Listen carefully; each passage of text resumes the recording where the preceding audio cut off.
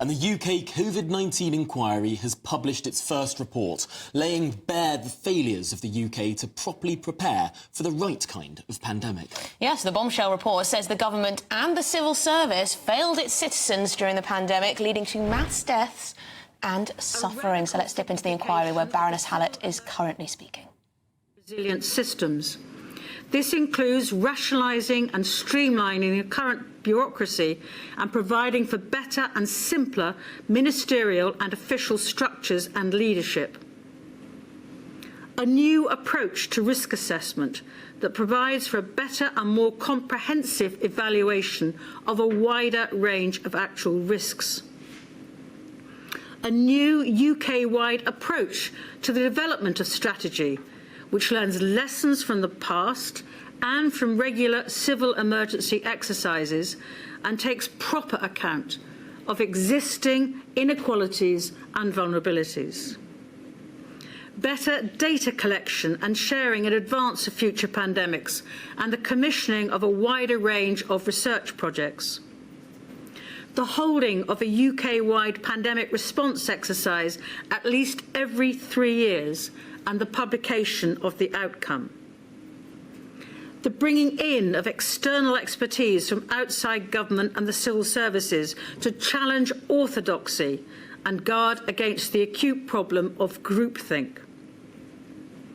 Lastly, and most importantly, the creation of a single, independent, statutory body responsible for whole system preparedness and response.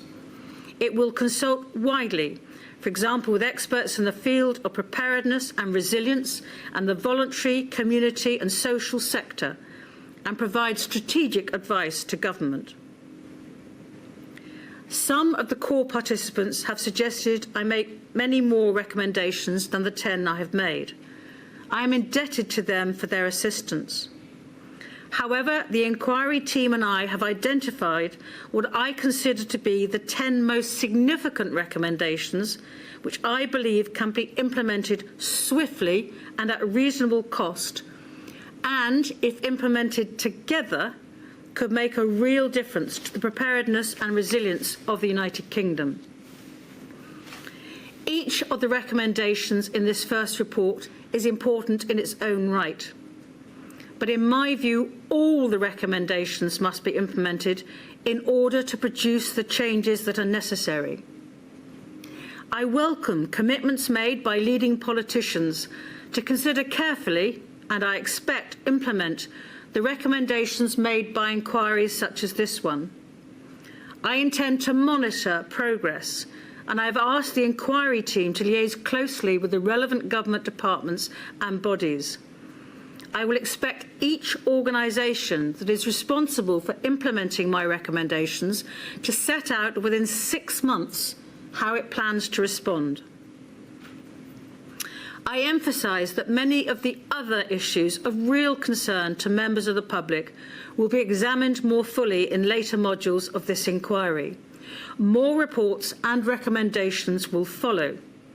They include reports and recommendations relating to the core political and administrative decision-making across the United Kingdom, the impact of the COVID-19 pandemic on the health and care systems in the 4 nations of the United Kingdom, the adequacy, supply and distribution of PPE, the use of DNA CPR notices, vaccines and therapeutics, test, trace and isolate policies, procurement, the economic response from all 4 governments, the impact on children and young people, and the impact on the population of the UK more widely.